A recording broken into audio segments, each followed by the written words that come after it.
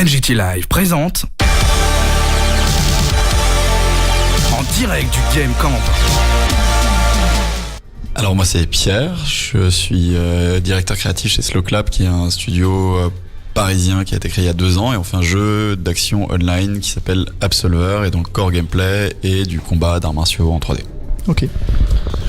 Bonjour, moi je m'appelle Benjamin Lemoulec, je suis combat designer chez Game Baker et j'ai travaillé récemment donc sur un jeu qui s'appelle Fury, qui est sorti sur Xbox One, PS4 et PC, et qui est un jeu dans lequel on affronte que des boss et qui est assez exigeant. Voilà. Ok. Et donc moi salut, c'est Ulysse, et donc je bosse sur Pankapu, l'action platformer en 2D, hommage au jeu des années 90, et qui sortira bientôt cet été sur PS4, Xbox One et Switch. Ok, merci à vous. Du coup, moi, ce sujet, je voulais qu'on l'aborde parce que il y a pour moi une espèce de un peu une mode avec les Dark Souls qui est revenu avec des jeux très difficiles et très demandeurs. Donc je sais que c'est un jeu qu'on va pas non plus parler pendant une demi-heure, mais voilà, qu'est-ce que vous pensez aujourd'hui de la place de la difficulté dans les jeux vidéo? Est-ce que pour vous c'est un des points majeurs, ou ça reste mineur par rapport au storytelling par exemple, ou à la narration? Qui commence? C'est une grosse question là, ouais. C'est une très très grosse question, ça va demander du développement. Petite disserte.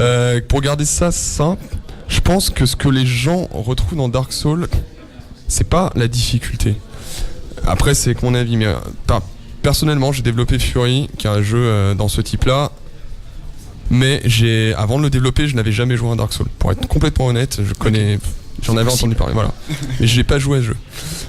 Simplement, en fait, je pense qu'on retrouve les gens dans les jeux comme Dark Souls, ou Bloodborne, ou Nioh maintenant, ce type de jeu. Donc, en fait, c'est cette espèce de sentiment de progression qui n'est pas lié au personnage dans le jeu lui-même, mais qui est lié à son skill propre. C'est-à-dire, quand on joue à Dark Souls ou à Nioh, ou à ce type de jeu, en général, le jeu est juste, il a des règles qui sont établies et justes, et qui font que si on y joue de la bonne façon, inévitablement, on progresse et on avance.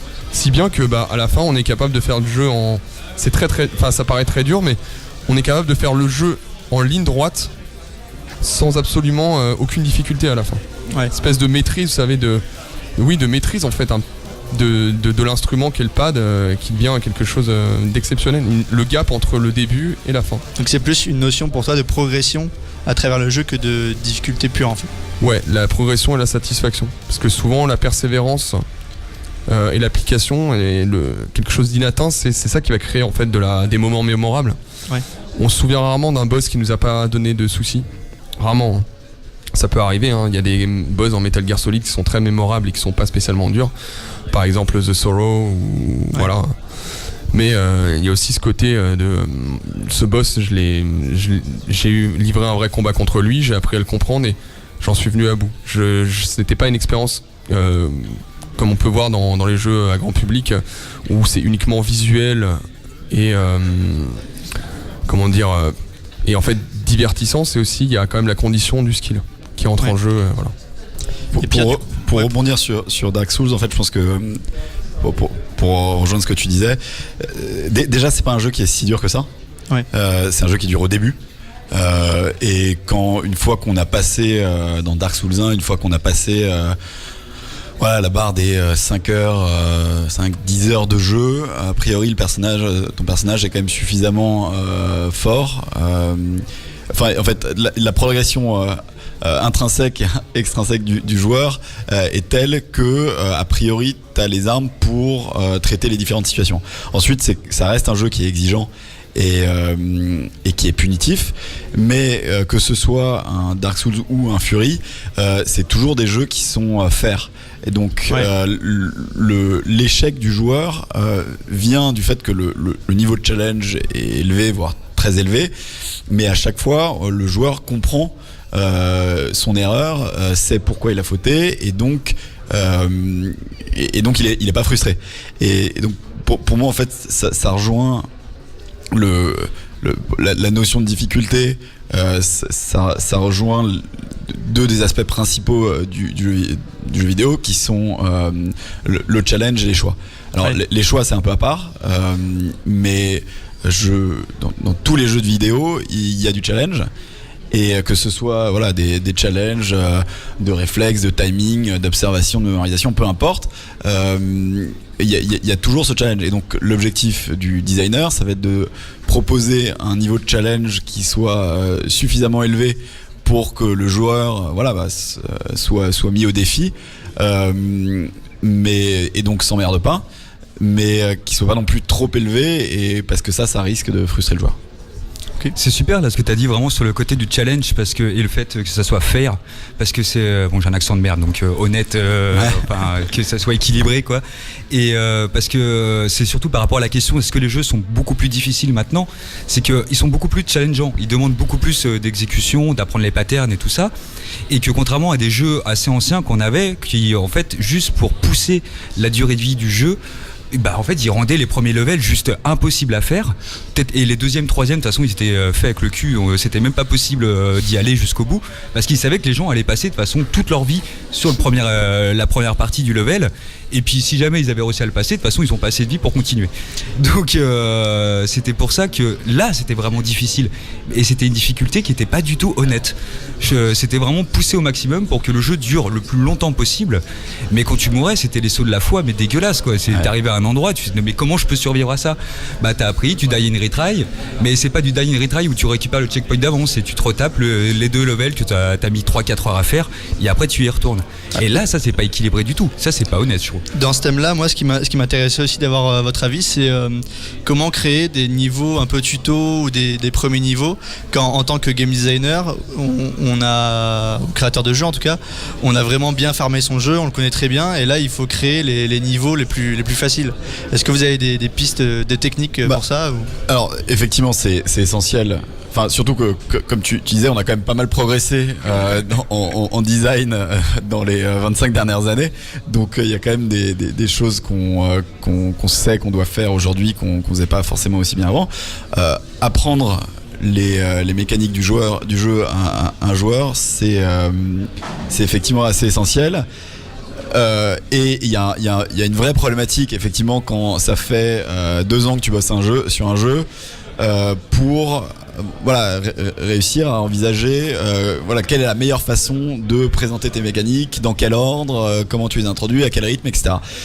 Ça, moi je pense, et c'est notre expérience, l'expérience qu'on a eue sur Absolver, mais sur aussi les jeux sur lesquels j'ai pu travailler avant, que la seule vraie bonne façon de traiter ce problème, c'est de faire des playtests. Ouais. Et donc c'est de tester si la façon dont tu t'expliques ton jeu et dont tu introduis progressivement les mécaniques et donc la difficulté correspond effectivement à ce qu'un joueur qui connaît rien ouais, donc c'est un peu se retirer du jugement et dire là il faut vraiment laisser ça au test quoi. Ouais. Surtout quand tu testes ton jeu un peu tous les jours, au bout d'un moment t'es pas comme un joueur normal en fait. Si tu connais vraiment les patterns par cœur déjà, tu sais comment le jeu marche, donc tu vas faire exactement comme c'est prévu et tout, et c'est pas du tout comment un joueur va le faire en fait. Et pour l'apprentissage, on n'apprend pas pareil qu'eux, parce qu'on bosse sur le jeu quoi, donc on connaît en fait. Nous, sur Absolver, il y a 3 semaines, on a fait un playtest dans une école qui s'appelle l'ISA à Paris. On avait une 30aine d'étudiants qui ont testé le jeu pendant 2-3 heures. Et il y en a qui ont passé une grosse demi-heure sur le niveau tuto à se faire éclater par le mini-boss, ouais. Alors que nous on l'éclate comme ça, tu vois, on n'y réfléchit même pas, et donc on se disait non mais c'est bon le mini-boss, et en fait tu constates que non, tu viens à peine d'apprendre à parer, tu te fais ramasser la gueule et tu meurs 20 fois de suite, et là t'as pas envie de perdre les gens à ce moment là en fait. Ouais. Moi ce que je trouve difficile avec ce sujet là,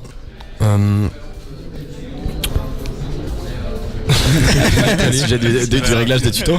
Sur le réglage des tutos. Sur le réglage des tutos, c'est que c'est difficile en fait de faire comme Nintendo, c'est-à-dire de réussir à apprendre, donc enseigner plutôt, enseigner à un joueur des règles et des mécaniques qui sont sous-jacentes donc au système de jeu, sans briser le 4e mur, c'est une chose, par exemple... Tu peux spécifier ce que c'est le 4e mur pour les auditeurs? C'est-à-dire que je veux pas voir dans mon jeu, par exemple, une pop-up qui va popper et qui va me dire, pour faire ça, il faut que tu fasses ça. Ouais. Donc pour l'intégrer à l'univers du jeu, faire qu'on ne sort pas le joueur de son immersion.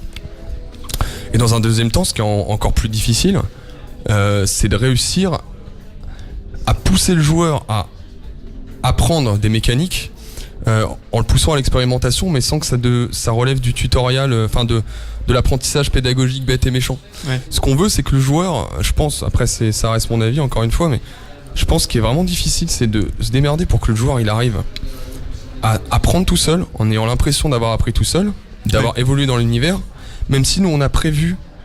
D'ailleurs, c'est un truc que Ubisoft dans ses jeux fait assez bien avec leur méthode de rational game design et level design, d'arriver à pousser surtout ces dernières années les joueurs à apprendre par eux-mêmes sans pour autant avoir recours à des boîtes de texte, sans casser le C'est quatrième créer un mur. contexte en fait plus pour toi. Ça demande du playtest, mais ça demande aussi beaucoup de talent et c'est très difficile de viser juste pour ce genre de, je trouve. Après, c'est mon avis, mais Réussir à apprendre sans sortir vraiment garder le joueur à l'intérieur du jeu sans le sortir vraiment et le mettre dans la vraie vie. c'est surtout hyper pas complexe. surtout pas qu'il ait l'impression qu'on lui fait un cours, quoi. Ouais, qu'on lui apprenne Ouais. des trucs. Et puis c'est le moment où il se sent vraiment récompensé, c'est quand il a compris par lui-même. Et moi, je vais utiliser le cas de Fury là sur ce cas-là. C'est vraiment au moment où je sais pas comment il s'appelle ce boss, une sorte de samouraï qui est sur la plage. The Edge. The Edge. Et lui, j'ai adoré parce que il te two-shot. Vraiment, il te fait super mal, mais ses patterns sont super propres. Et c'est à partir de ce moment-là où j'ai commencé à jouer propre en fait au jeu. Et j'ai arrêté de faire le con parce que de toute façon, autrement, je me faisais tuer. Et en fait, je sais pas, ça m'a révolutionné et j'ai vu le jeu complètement différemment après. Et à ce moment-là, j'ai fait en fait, si je fais les patterns propres, si j'ai bien compris comment le mec il se bat, je lui réponds au bon moment et tout ça, en fait, je suis le meilleur. Et là, je me suis dit, après ça m'a poussé vers le speedrun à cause de ça en plus, parce que vraiment j'ai compris comment les défoncer le plus vite possible, mais j'ai appris un truc et je me suis senti tellement récompensé à ce moment-là en mode, je suis devenu balèze, et surtout qu'il fait mal, et de pouvoir le défoncer super vite, tu fais, j'ai appris, je suis meilleur, et je vais défoncer je vais recommencer tout le début, juste pour redéfoncer les boss 1 à 1, parce que maintenant je suis meilleur. Mais malheureusement, ça c'est arrivé trop tard, ça arrivait beaucoup trop tard. Ouais. On aurait voulu que ça arrive, si possible, dès le premier boss, voilà. Et c'est une des Le erreurs. premier boss, tu te fais tellement de tatane au début que tu passes en mode vas-y, je vais survivre, et ça, j'irai. Mais après, t'apprends. J'ai une question pour toi, Pierre. Du coup, c'est un jeu multijoueur, Absolver. Ouais. Et du coup, comment vous gérez justement la difficulté entre joueurs Quelles sont un peu les mécaniques que vous utilisez pour dire, voilà, là, il va tomber peut-être sur un joueur moins fort, etc. Comment ça se passe en jeu? Déjà sur le match, en fait ça se joue au matchmaking. Ouais. Nous on a deux façons de faire du matchmaking, donc il y a deux composantes dans le jeu, une partie plus exploration PvE où t'es dans un petit open world, t'es matchmaké de façon seamless avec d'autres joueurs en permanence. Okay. Et ensuite tu peux partir dans des modes de jeu PvP, donc 1 contre 1, 3 contre 3, où là il y a un vrai matchmaking qui s'enclenche. Dans un cas comme dans l'autre, t'as deux choses. Déjà, nous on a un système de progression RPG, donc on va essayer de pas matchmaker un mec de niveau 5 avec un mec niveau 30, parce que le mec niveau 30 forcément il va taper plus fort. Et l'autre élément, c'est ce qu'on appelle le skill rating, où là en fait t'es en train d'analyser indépendamment du level de l'avatar, t'es en train d'analyser le niveau du joueur lui-même. Donc sur les 10 derniers matchs, combien il en a gagné, combien il en a perdu, quel est son niveau de skill. Et ça te permet en fait d'avoir un autre filtre qui fait que tu vas pas avoir on va éviter d'avoir un joueur niveau 25 mais qui est monté niveau 25 en PvE péniblement, en prenant son temps, etc. Avec en face un joueur ultra skilled qui est monté niveau 25 super vite, qui est hyper focus PvP et qui est un tueur. Ouais. Et donc ça, voilà, en tout cas on va pas essayer de les matchmaker systématiquement ensemble. Ce qui est intéressant, c'est alors là ensuite c'est pas encore des systèmes qu'on a totalement éprouvés. Ce qui est intéressant, c'est d'essayer de faire en sorte que un coup un joueur va se retrouver avec un mec avec un skill un peu plus élevé, donc il va probablement se faire battre. Un coup il va se retrouver avec le coup d'après, il va être avec un mec avec un skill un peu plus bas, et donc là il a une meilleure chance de le battre, pour qu'il ait à peu près une alternance de ok, on était tous les deux niveau 25, mais parfois je me fais défoncer par des 25, parfois je me fais battre. Mais du coup ça veut dire que vous avez recouru donc à la fois à un matchmaking. Donc le matchmaking prend en compte à la fois le level du personnage, mais également son elo en fait. C'est ça? Alors, je crois pas que je sais pas exactement, je t'avouerai, la façon dont on calcule ce skill rating et si c'est un calcul proche de celui de l'elo, mais c'est ça l'idée. Il y a ces deux facteurs qui sont pris en compte et le troisième c'est la latence. Ça, c'est les trois facteurs qu'on prend en compte dans le matchmaking. Ouais. Et comment vous abordez un peu à l'inverse le sujet quand les joueurs sont trop forts par rapport à la difficulté qu'il y a déjà, comment mettre encore plus de challenge? Est-ce qu'au bout d'un moment ça devient pas trop difficile de mettre justement de la difficulté, quoi? Alors, ça dépend des jeux. Dans un jeu, typiquement, on parlait de Dark Souls tout à l'heure. Globalement, tu vas parcourir le monde et tu vas progressivement découvrir des nouvelles zones qui seront adaptées au niveau que tu es à peu près censé avoir à ce moment-là. Donc, quand tu reviens dans les zones initiales, tu rinces, tu roules sur tout le monde, mais tu as quand même un challenge élevé dans les zones ultérieures du jeu. Enfin, en l'occurrence, Dark Souls, d'ailleurs, dès le début du jeu, tu peux, au lieu de prendre à droite un chemin un peu planqué qui est le vrai chemin principal, tu peux prendre à gauche, descendre dans le cimetière, tu te fais éclater la gueule. Enfin, dans les catacombes ensuite. Ensuite, nous, on n'a pas un monde aussi grand que ça parce qu'on est une petite équipe et donc notre monde est vachement plus petit. Et donc, ce qu'on fait, c'est qu'on fait du spawn procédural d'ennemis où, en gros, on va pas te spawner des ennemis de la même difficulté que tu sois niveau 10 ou niveau 30. Okay. Donc ça te permet de traiter un peu ça.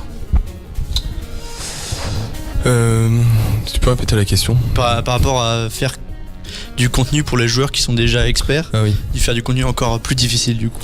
Bah pour Fury, pour le coup, c'est pas un jeu qui est multi, mais on se heurte rapidement à un plafond en fait de difficulté maximum parce que comme c'est un jeu qui challenge principalement l'anticipation, les réflexes et le timing, ben le temps de réaction moyen d'un être humain normal il est à 0,35 secondes, donc bah techniquement on peut pas se permettre de descendre à des temps de réaction en dessous de 0,35 secondes, sinon on fait un jeu pour des Super Saiyans.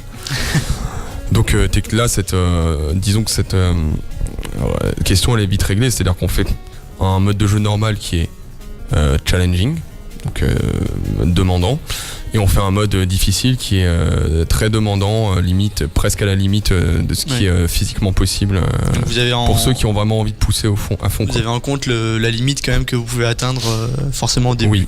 Oui, quand même. Mais après bon, comme tout, on fait plein de playtests et on essaye de voir on essaye de voir ce qui est faisable, ce qui est pas faisable. Ouais. Et ensuite, dans des jeux qui sont plus linéaires avec une succession de niveaux, typiquement, tu fais évoluer tes patterns LD pour, tu joues avec tes ingrédients pour proposer un challenge plus élevé. Tu prends Super Meat Boy, par exemple, typiquement un jeu ultra simple, t'as à peine besoin de tutoriel, mais qui est quand même vraiment très exigeant. Là, tu te retrouves dans des situations, dans certains niveaux qui sont vraiment hardcore, quoi. Et donc ça, voilà, c'est des patterns, c'est des situations LD qui sont de plus en plus dures et qui donc présentent un challenge de plus élevé au joueur à mesure que lui-même s'améliore au jeu. Complexifier le niveau du coup par rapport à... Voilà. Et puis il y a des possibilités où tu peux faire tes runs normales, où tu peux prendre les Dark World si tu as envie d'être encore plus un truc encore plus complexe et ainsi de suite.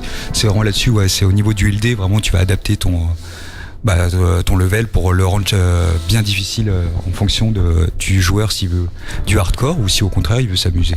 Nous c'est le choix qu'on fait, on n'a pas de niveau de difficulté, c'est vraiment donc pour tout le monde c'est abordable. Il y a quand même un côté un peu challengeant où tu avances petit à petit, mais la seule possibilité après c'est vraiment pour le niveau hardcore, c'est là où tu rentres en time trial et t'as plus de checkpoint. Donc au final si tu crèves tu te retapes tout depuis le début et tu continues. C'est par level, c'est pas par toutes les maps.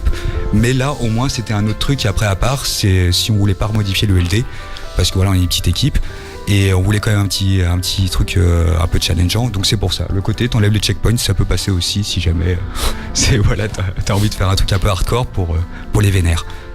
C'est le mode hardcore de Diablo 3 en fait. C'est ça, exactement, ouais. D'accord. Oui, au final, c'est vrai que Diablo 3 a fait ça, voilà. Et en termes d'accessibilité, il y a aussi la question des boutons, du contrôle, savoir sur combien de boutons on peut appuyer en fait en tant que joueur pour maîtriser le jeu.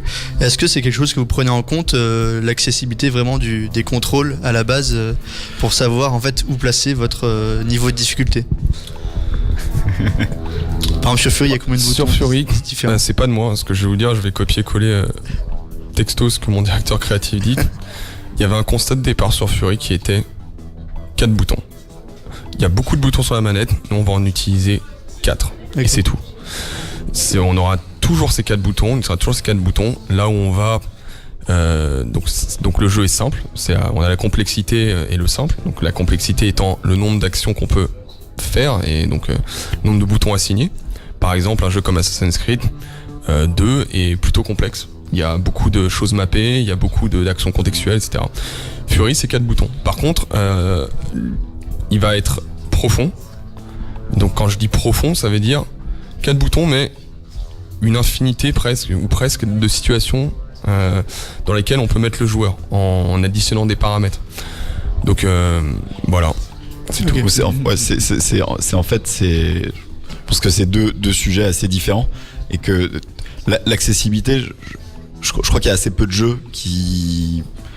Enfin, globalement, ça reste quelque chose que cherchent à peu près tous les designers.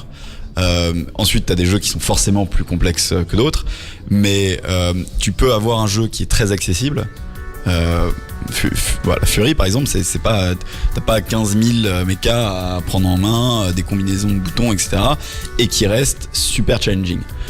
Ensuite, t'as les jeux de combat typiquement sont pas très accessibles. C'est-à-dire que t'as 6 boutons d'attaque, pas mal de mechas cachés, donc t'as vraiment une courbe de progression qui est hyper longue. Et globalement, tu prends un Street Fighter, un type qui est 2 niveaux au-dessus de toi sur l'échelle de progression, il va te mettre 10 rounds d'affilée à chaque fois et tu vas rien comprendre. Nous par exemple sur Absolver, on voulait justement faire un jeu qui soit plutôt accessible à prendre en main par rapport à d'autres jeux de combat. Donc t'as 2 boutons d'attaque par exemple, mais avec quand même suffisamment de mechas, que ce soit des habilités de parade. On a une mecha qu'on appelle des perfect attacks, où si tu times tes attaques exactement dans le bon timing, tu vas attaquer plus vite et faire plus de stun. Donc tu rajoutes des systèmes qui vont rajouter de la profondeur à ton jeu et le rendre potentiellement plus challenging. Mais ça veut pas dire qu'il est plus complexe, beaucoup plus complexe. Okay, du coup, moi j'ai une question là-dessus. Comment est-ce que vous gérez donc le facteur latence? Parce que si vous demandez à votre joueur d'être précis sur Absolver pour avoir des perfects, comment est-ce que vous gérez la latence? Est-ce que vous avez quand même une fenêtre d'opportunité qui est bufferisée et qui donne une certaine élasticité aux joueurs, ou est-ce que c'est un problème, c'est un effet de bord en fait de votre design que vous voulez pas Alors c'est une super question. Nous on l'a designé depuis le début en contexte online. Et donc il y a des choix design qui sont faits pour permettre ça. Typiquement, il n'y a pas une attaque qui est dont le startup, donc la période où tu peux l'anticiper, est plus rapide que 0.35. Et donc et donc ce qui veut dire que tu vas... En gros, on peut trouver des façons de compenser le lag réseau qu'il va y avoir pour que le joueur puisse quand même à peu près réagir. Alors, le problème effectivement dans ce jeu-là, c'est que même avec des attaques entre 0.3 et 0.4 secondes de build-up, tu peux perdre là-dessus 150 millisecondes de lag, parce que ça tu peux rien y faire, et là tu peux te retrouver dans des situations où c'est plus du réflexe et ça devient du mind game, où c'est je me mets en garde parce que je sens qu'il va taper, mais en fait même si je réagis à la première frame de son build-up, a priori je vais avoir un problème pour me mettre en garde sur cette attaque là. Mais de toute façon, après c'est pas trop le sujet, mais de toute façon vaut mieux procéder comme ça, parce que à partir du moment où ton jeu tu peux tout anticiper et tout esquiver au réflexe, en fait ça va pousser ton jeu à avantager les comportements défensifs plutôt que les comportements offensifs. Tout à fait. Globalement, oui, il faut du mind game pour ce jeu. En tout cas, voilà. Ouais, pour du PVP, à un moment donné, t'arrives dans ce layer là et qui commence à être très marrant, où vraiment t'es dans la tête de l'autre, quoi. Mais il faut s'adapter vite au moveset adversaire. Voilà, Comme exact. j'ai vu que dans Absolver, vous avez des movesets qui sont customisables et du coup, l'enjeu c'est aussi d'être capable de identifier rapidement le moveset et la séquence d'attaque de son adversaire pour être capable de s'adapter et puis de Exactement. D'apprendre les builds, Ouais, ce genre et de puis, choses. puis changer de stance pour reset ce moveset pour permettre pour être moins prévisible, etc. Donc t'as deux choses effectivement. Donc dans Absolver, tu peux créer tes chorégraphies de combat en gros. Donc t'as 4 stances qui représentent ton orientation par rapport à ton C'est quoi adversaire. une stance Une stance, c'est ton orientation. D'accord. Ok. C'est-à-dire avant droit, avant gauche, arrière droit, arrière gauche.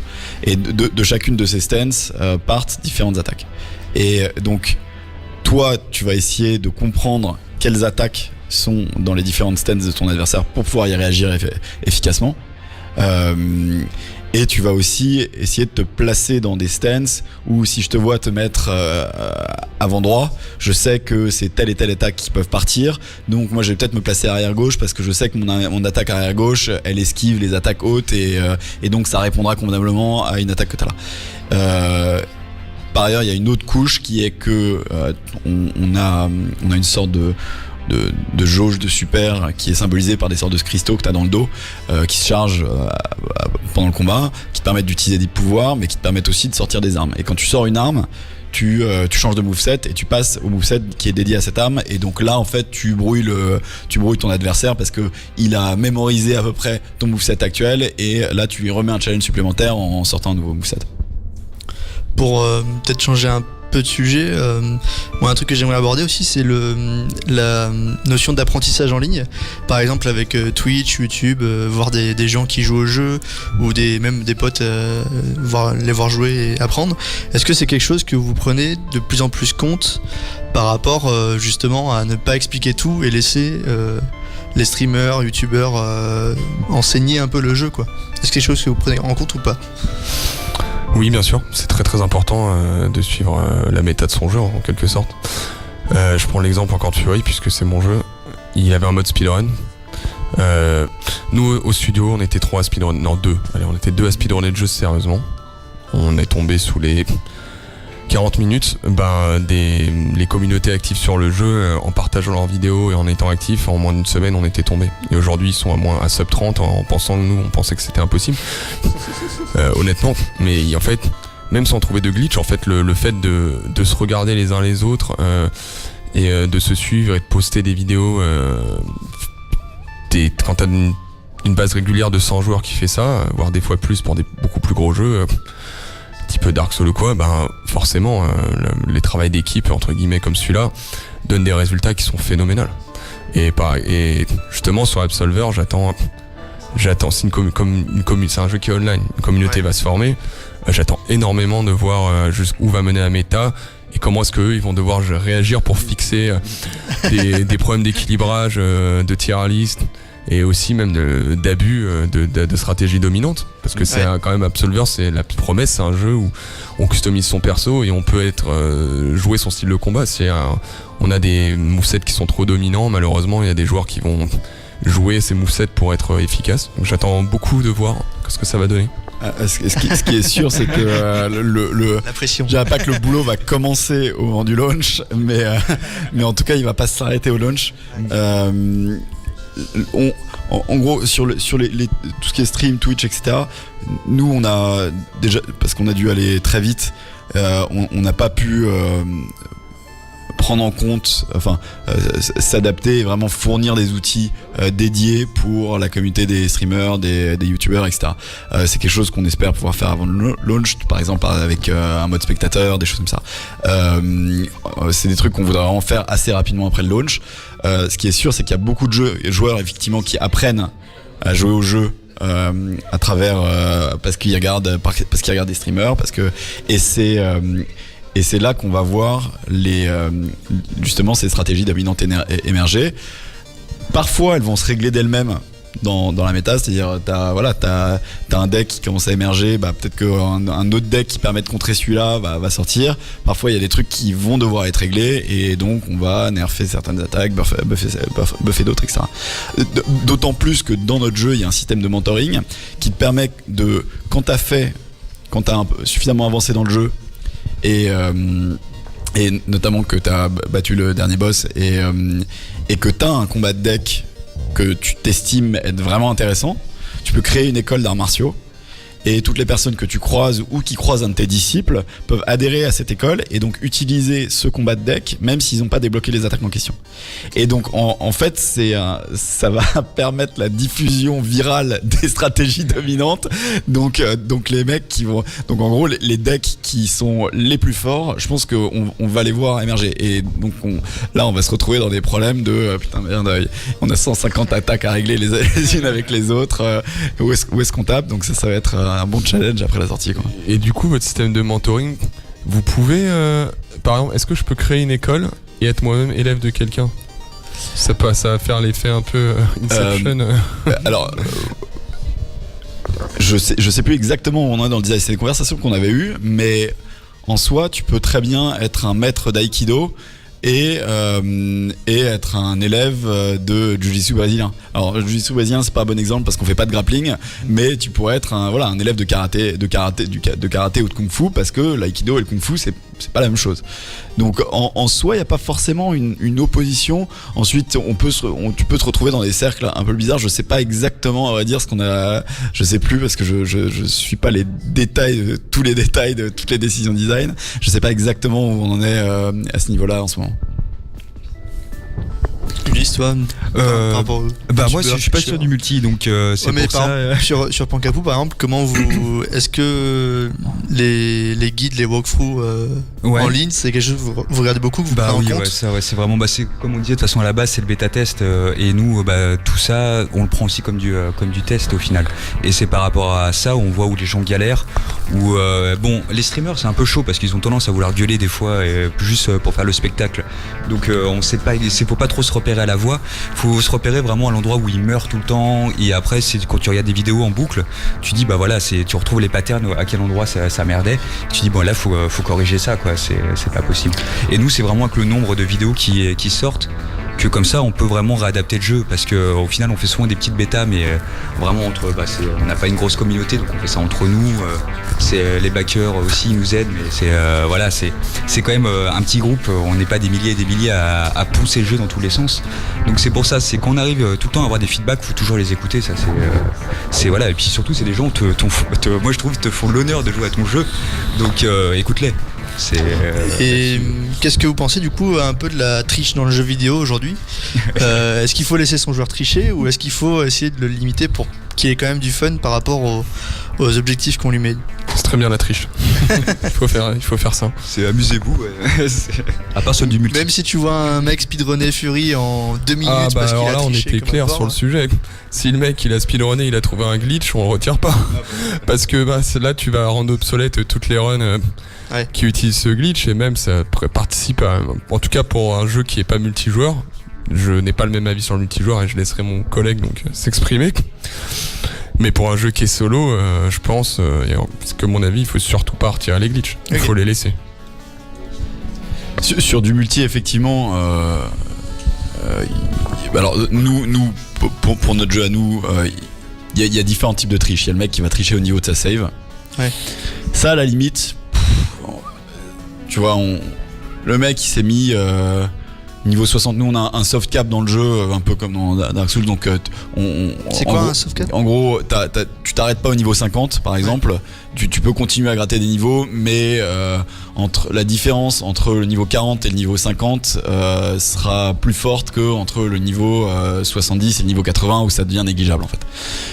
Donc un mec qui s'est mis plein d'équipements et un niveau 80, en fait ça se trouve c'est une quiche au jeu et il va se faire rincer. En revanche, un type qui a un vrai cheat, un hack, où il s'est mis invincible, lui il va pourrir l'expérience des autres. Et donc ça c'est problématique et c'est des problèmes que tu retrouves Call of Duty sur PC. Voilà, tu te fais pourrir parce que t'as des mecs qui ont des wallhacks, des aimbots et tu te prends des headshots dans tous les sens. Le mec qui t'a vu venir à travers les murs, c'est insupportable en fait. Donc là, et là ça te pète ton expérience pour tout le monde. Donc ça, ces cheats là, ça il faut vraiment les traiter. Ouais. Surtout en plus Absolver, c'est un jeu j'ai vu une vidéo qui quand même pousse le côté progression du joueur, donc par son avatar mais aussi par son skill. Ouais, donc à partir du moment où le joueur il capitalise pas en skill, le skill qu'il a accumulé sur le temps qu'il a investi, s'il le capitalise pas et que se retrouve avec des gens qui le tuent en trichant, c'est un des pires trucs qui peut arriver dans un jeu. Hyper frustrant. C'est le pire truc qui peut arriver dans un jeu multijoueur, je pense.